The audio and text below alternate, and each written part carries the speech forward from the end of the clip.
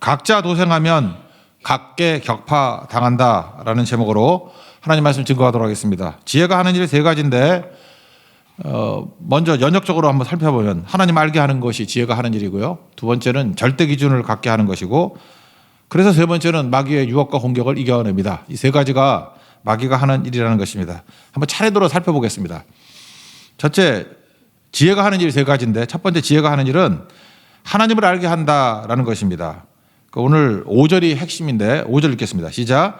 여호와 경외하기를 깨달으며 하나님을 알게 되리니. 지혜는 하나님을 경외하고 하나님을 아는 것으로 이끌어간다라는 것입니다. 그러니까 지혜가 임하게 되면 하나님께 집중한다라는 것입니다. 사람 안 쳐다보고 환경에 흔들리지 않고 오직 하나님만 바라본다는 것입니다. 왜? 하나님이 모든 힘의 근원이기 때문에 그렇습니다. 그러니까 하나님만 붙들면 공과 고의 하나님을 체험하게 된다니까요. 공급하시고 가르치시고 고쳐주시는 하나님. 인생에서 중심이 하나일 때가 좋은 거죠. 근데 마귀는 자꾸만 중심이 여러 되게 만든다라는 것입니다. 그러니까 중심이 하나와 여러 개는 엄청난 차이를 갖죠. 뭐 한자 한번 보겠습니다. 충자 보세요. 충. 이렇게 봤는데 뭐 모르지 않을까봐 한 게 아니고요. 그냥 한번 보라고. 마음의 중심이 하나죠. 그러니까 충성 이런 거 아니에요. faithful, 진실 또는 성실. 그래서 요동하지 않는다, 흔들리지 않는다 그런 뜻이 있겠죠. 반면에 마음의 중심이 둘인 걸 환이라 그래요. 보세요. 환자잖아요. 환자. 병자, 환자 할 때 환이잖아요. 누가 환자가 되냐면은 중심이 두 개 이상 되면 환자 됩니다. 정신병자 돼요. 아시겠어요? 환자라고 환자. 참 환자가 좋은 것 같아요. 근심 환자도 있지만 질병 환자도 되잖아요. 됐습니다. 그러니까 결국은 우리의 인생이 뭐냐 하면은 환에서 충으로 가는 거예요. 중심이 두 개인 것을 자꾸 하나로 만드는 거. 그러니까 다 우리 영적으로 병자들이거든요. 그래서 하나가 되면은 충성스러운 사람이 된다. 지혜는 하나님 한 분만 바라보게 만드는 거, 하나님 중심이 되게 만드는 인생이 된다는 것입니다. 제가 일본으로 끌려간 심수관 도공 이야기했죠. 그 집안 이야기. 움직이는 물레에 움직이지 않는 중심을 보라고 반달 하나 꽂아놓고. 그러니까 신앙이라는 건 뭡니까? 요란한 세상 속에서 움직이지 않는 중심 대신 하나님 때문에 해석해 나가는 거예요. 물맷돌 돌리는 거 한번 보십시오. 그게 균형이 있는 거잖아요. 구심력과 원심력의 균형이 있으니까 온전하게 돌잖아요. 그게 중심이 있는 인생이거든요. 여기서 원심력에 해당되는 게 무엇입니까? 하나님이라는 사실. 하나님이라는 사실. 그게 중심이거든요. 그러면 원심력이 뭐예요? 세상에서 막 뛰쳐나가지 않고 중심의 일정한 거리를 가지고 해석이 가능하다고요. 그래서 하나님이라는 사실이 원심력이라 그러면, 구심력이라 그러면 원심력은 세상을 해석하는 힘입니다. 그래서 세상을 일정한 기준을 가지고 해석을 할 수 있다고요. 그래서 원심력과 구심력 이게 꼭 필요하다 그런 겁니다. 예레미야 2장 13절에도 그런 얘기 나오죠. 백성에게 두 가지 악이 있다고. 첫 번째가 생수의 근원된 나를 버린 것. 하나님이 모든 힘의 중심이고 힘의 근원이라는 걸 버리면 아무것도 안 된다는 거죠. 그러니까 니네들이 애쓰고 힘써봐라. 두 번째는 뭐예요? 스스로 판 웅덩이. 이거 가두지 못한 거죠. 물을 가두지 못한 터진 웅덩이라고. 그러니까 보호도 안 되고 보존도 안 된다. 그러니까 중심과 힘의 연천이 하나님께 있다. 이거 꼭 붙들어야 된다는 것입니다. 마귀가 하는 일이 뭐죠? 하나님 중심이 아니라 나에게 미치게 만드는 거죠. 나에게. 그게 교만 아니에요. 나를 알도록, 나를 기쁘게, 나를 더 많이 생각하게. 그러니까 지금도 보세요. 하나님이 없는 사람들 보면요. 욕심만 많아요. 탁 쳐다보고 있으면 참 한심해. 어쩌게 욕심만 많고 의욕만 많은지. 근데 되는 일 하나도 없어. 왜 그러냐면은 맨날 자기가 중심이 안 되잖아요. 흔들리니까. 근데 하나님 중심의 인생은요. 뭐 별로 안 하는 것 같고 별거 아닌 것 같이 보이는데도 불구하고 시간이 지나면은 열매가 있습니다. 왜요? 꾸준하거든요. 중심이 흔들리지 않으니까. 그러니까 시간이 우리 편이 된다라는 것입니다. 꼭 그 길을 걸어가는 인생 되십시오. 그래서 하나님을 알게 되면은 뭐 지식, 지혜, 명철, 지혜가 뭐라서 호크마, 응용력도 생기고 다하트라 그래서 지식, 경험적 지식, 고난당한 사람이나 나이 든 사람이 갖고 있는 다하트. 또 그다음에 말씀 전할 때 나오는 명철, 삔이라 그랬죠. 그런 게 다 있다. 이게 성경이 그렇게 돼 있네. 6절에. 그리고 방패와 같이 우리를 보호하시고 보존하게 된다. 그래서 하나님을 아는 자, 하나님이 중심이 되고 기준이 되는 인생의 결과 6절부터 8절까지인데 쭉 한번 읽어봅시다. 시작. 대저 여호와는 지혜를 주시며 지식과 명철을 그 입에서 내심이며 그는 정직한 자를 위하여 완전한 지혜를 예비하시며 행실이 온전한 자에게 방패가 되시나니 대저 그는 정의 길을 보호하시며 그의 성도들의 길을 보존하려 하심이니라.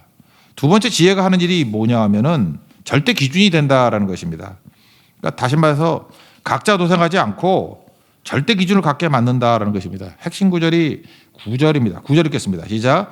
그런즉 내가 공의와 정의와 정직 곧 모든 선한 길을 깨달을 것이라. 그러니까 하나님을 안다는 것이 절대 기준을 주는 거겠죠. 그래서 선한 길을 깨닫는다. 절대 기준이 있다. 그런 뜻이겠죠.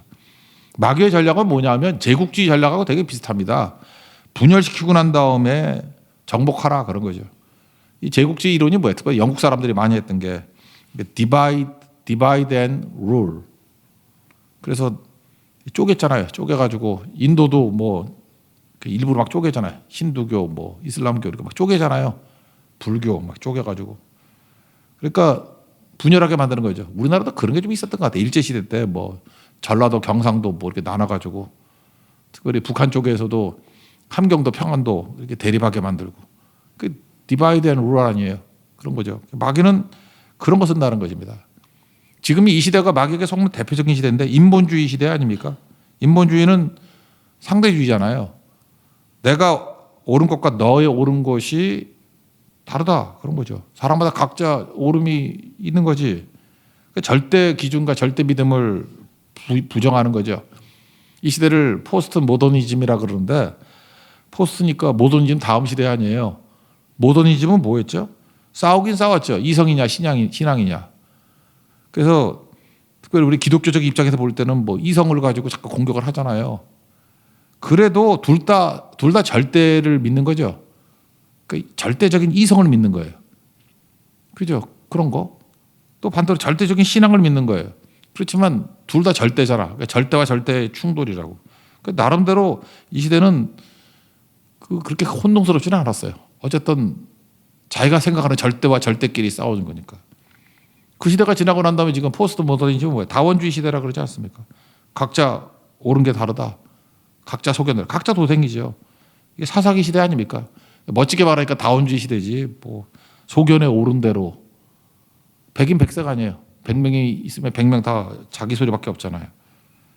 그래서 이 다원주의 시대 때, 이 사사기 같은 시대 때 마귀가 교회를 공격을 많이 합니다. 교회를 진짜 싫어해요. 이유가 뭐냐? 교회는 절대 기준이 있거든요. 제가 지난번 우리 말레이시아 선교 갔을 때도 말씀 증거했대. 내용이 그거였죠. 이게 공유된 말씀이 있다라는 게 되게 중요한 거라고. 거기서 한나 얘기할 때 나오잖아요. 사무엘상 1장에. 한나가 하나님 말씀을 받고 그 말씀이 공유가 돼요. 남편에게도 공유가 되고. 그러니까 무서운 일이 벌어지죠.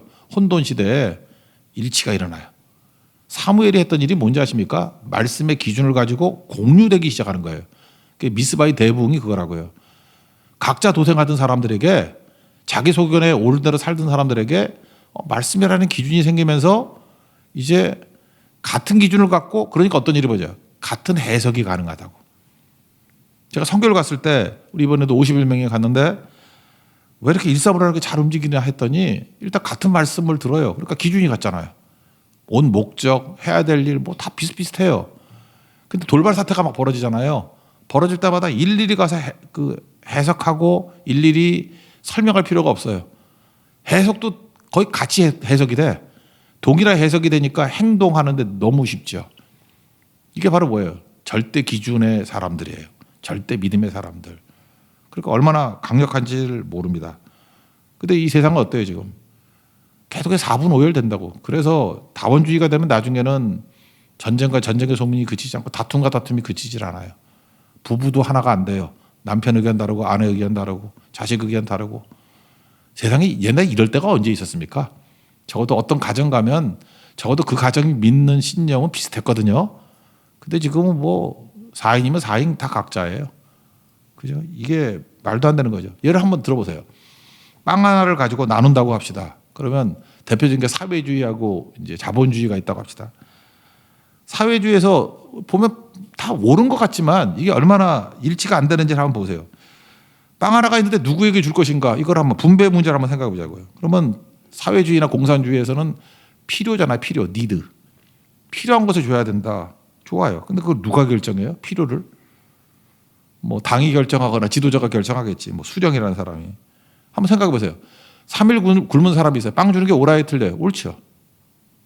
그런데 하루 굶은 사람인데 죽어가는 사람이에요. 하루 굶어도 막 죽어가. 3일 굶어도 죽지 않는 사람을 줘야 돼요. 하루를 굶어도 죽어가는 사람을 줘야 돼요. 또 그럼 또 죽어가는 사람 줘야 되는 것 같아. 아이에게 줘야 되나요?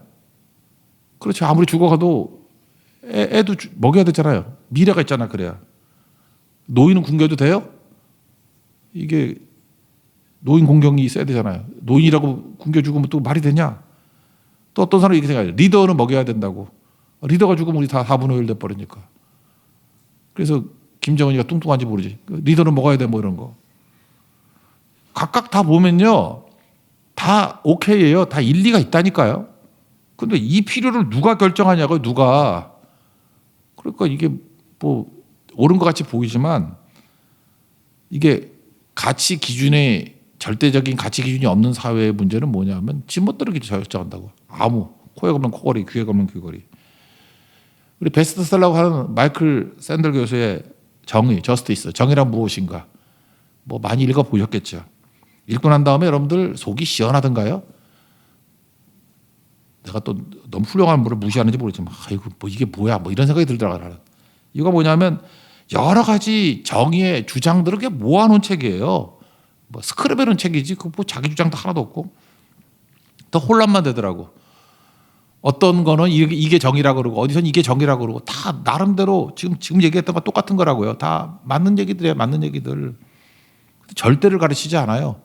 그게 뭐야? 뭐 하버드 교육 아무것도 아닌 것 같더라. 상대주의예요. 그래서 뭐 소와 아무것도 아니지.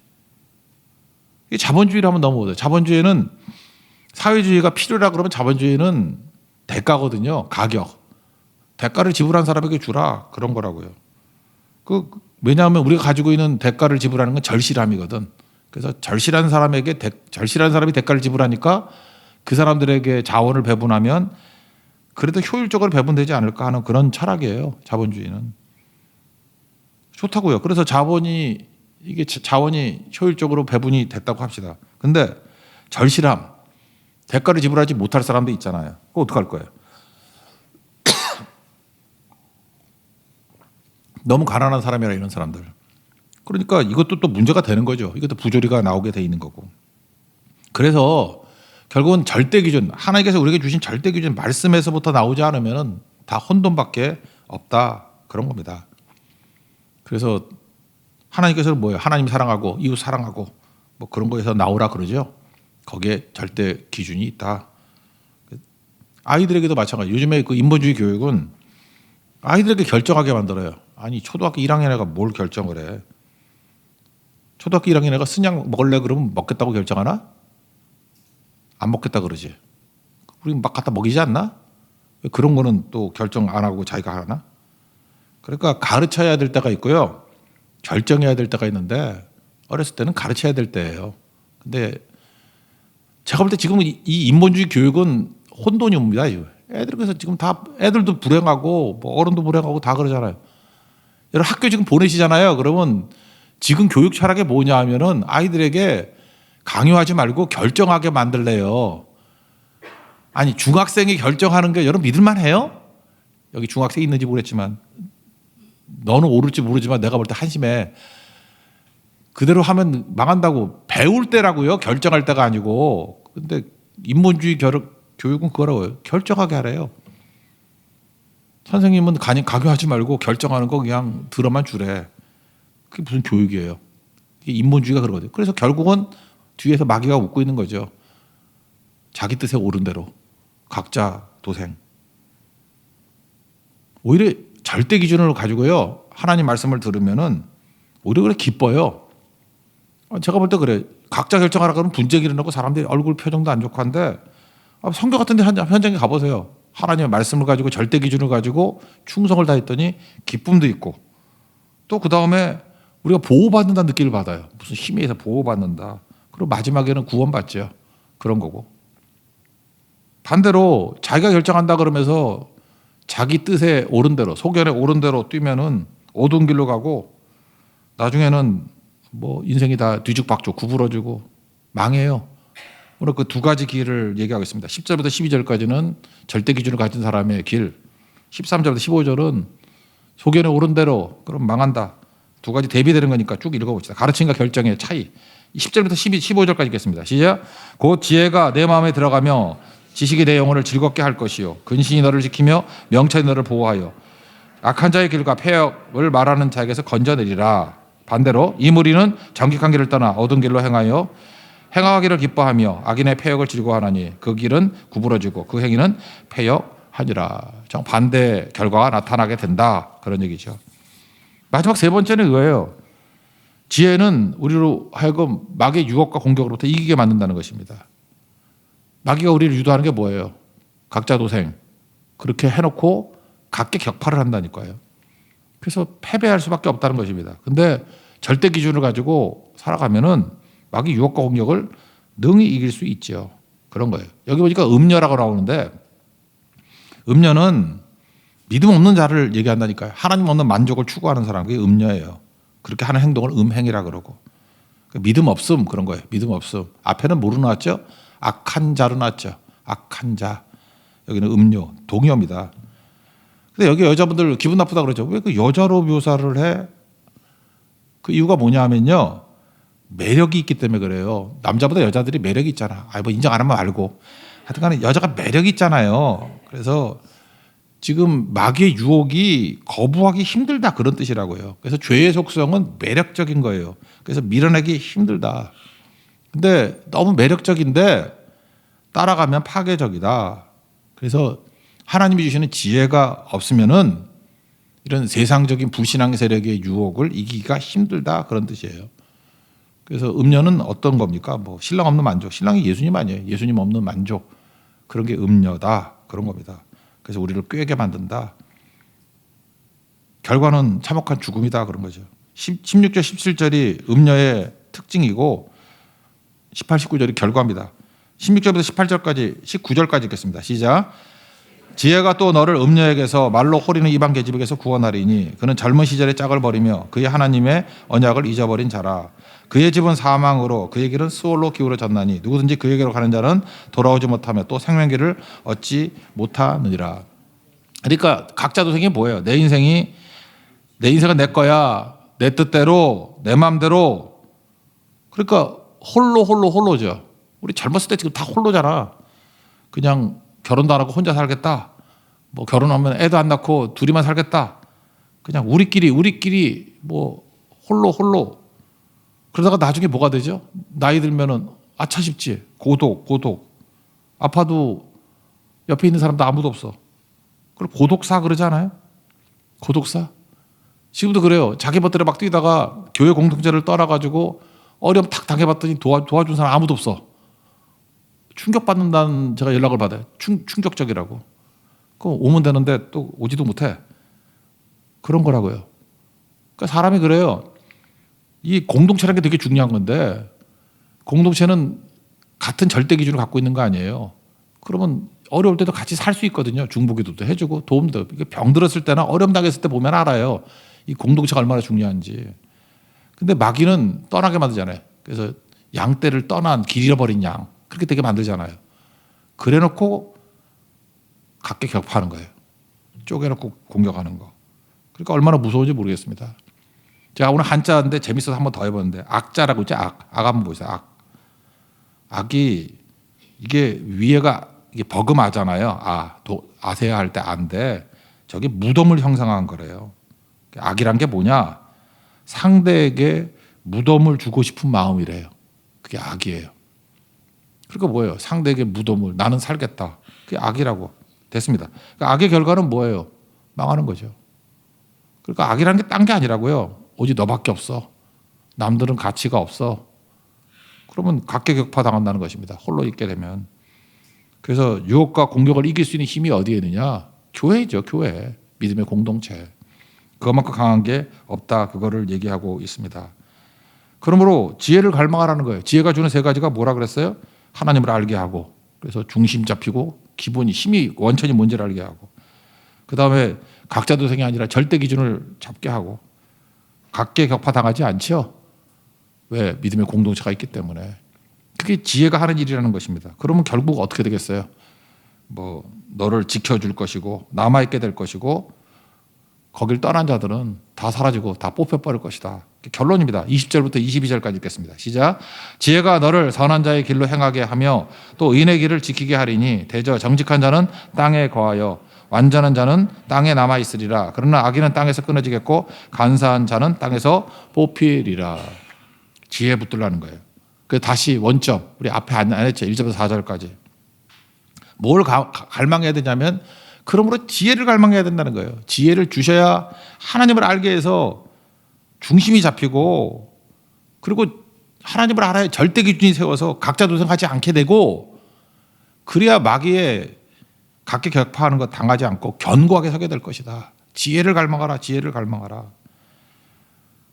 어떤 분한테 와서 지혜 좀 가르쳐 주시오 그랬더니 진짜 알고 싶어? 그랬더니 알고 싶습니다. 그랬더니 앞에 있는 물에다가 머리를 쳐박더래. 그래서 뭐 이분이 왜 그러나고 다시 올랐더니 또 쳐박더래. 나중에 화가 나가지고 아니 지혜를 가르쳐달라 했더니 지금 뭐 하시는 겁니까? 그랬더니 머리 쳐박으니까 숨 못 쉬니까 힘들지. 그때 네 몸부림치는 것 같이 지혜는 이렇게 몸부림쳐야 생기는 거라고. 갈망해야 생기는 거라고. 그래서 성경구절 하나 얘기해 주더래요. 목마른 사슴이 시냇물을 찾아 헤매듯이 갈망해라. 그리고 또 성경구절 마태복음 7장 구하라. 그러면 주실 것이요. 찾으라. 그럼 찾을 것이요. 문을 두드리라. 우리도 대야에 물 떠놓고 한번 해볼까? 머리채 집어넣고. 그죠? 갈망하라. 갈망하라. 여러분 그렇게 여기 또 4절 같은 데 뭐라 나면 돈 벌듯이 그 다음에 보물 찾듯이 이 새벽 기도도 자꾸 이렇게 지각하는 사람들도 있는데 모르겠어요. 일찍 나와요. 제가 옛날 얘기인데 제가 이전 교회 있을 때는 교회 출근을 3시에 했어요. 3시에 했는데 나보다 또 일찍 오는 사람이 있었어. 되게 기분 나쁘죠. 그분이 강동에 사시는 분이었는데 그래서 하도 궁금해서 물어봤어요. 왜 이렇게 일찍 오셔가지고 이렇게 오랫동안 기도하세요? 그랬더니 목사님 지금 가락시장에는 불이 환합니다. 그분이 가락동에 살았거든. 돈 버는 사람 얼마나 열심히인지 아십니까? 가락시장에는 불이 환합니다. 그거 찍어서 저한테 보내주더라고. 돈 버는 사람들이요 잠 안 자요. 되게 일찍 깨요. 그거와 같이 지혜 하나님을 갈망하고 사모하는 마음을 가지라. 여러분 뭐 좋아해요? 돈 되게 좋아하잖아요. 그래서 은을 구하는 것 같이 그것을 구하며 지혜 구하고 감춰진 보배를 찾는 것 같이 뭐 금 찾는다 그러면 골드러시 그래서 사람 안 사는데 목숨 걸고 막 갔잖아요. 캘리포니아로 옛날에. 그죠? 뭐 있다 그러면 그거 찾고 찾는 인생 되라는 것입니다. 그래서 여러분들 뭐 돈 준다 그러면 혈안 돼서 뭐 땅값 오른다 그러면 혈안 돼서 그러지 말고 지혜에 대한 이런 몸부림과 지혜에 대한 갈망이 있기를 원합니다. 삽니다 그러면. 1절부터 4절까지 읽고 마치겠습니다. 시작. 내 아들아 내가 만일 나의 말을 받으며 나의 계명을 내게 간직하며 내 귀를 지혜에 기울이며 내 마음을 명철에 두며 지식을 불러 구하며 명철 얻으려고 소리를 높이며 은을 구하는 것 같이 그것을 구하며 감추어진 보배를 찾는 것 같이 그것을 찾으면 그럼 하나님을 알게 될 것이고 그리고 절대 기준을 갖게 될 것이고 그 다음에 각계급하는 마귀의 모든 유혹과 시험을 이기고 지혜로 끝까지 남고 승리하게 될 것이다. 여러분 지혜로 승리하는 하나님 정 되기를 축원합니다. 자리에서 일어나겠습니다. 후회할 것이 없습니다. 찬양하겠습니다. 후회가 없습니다.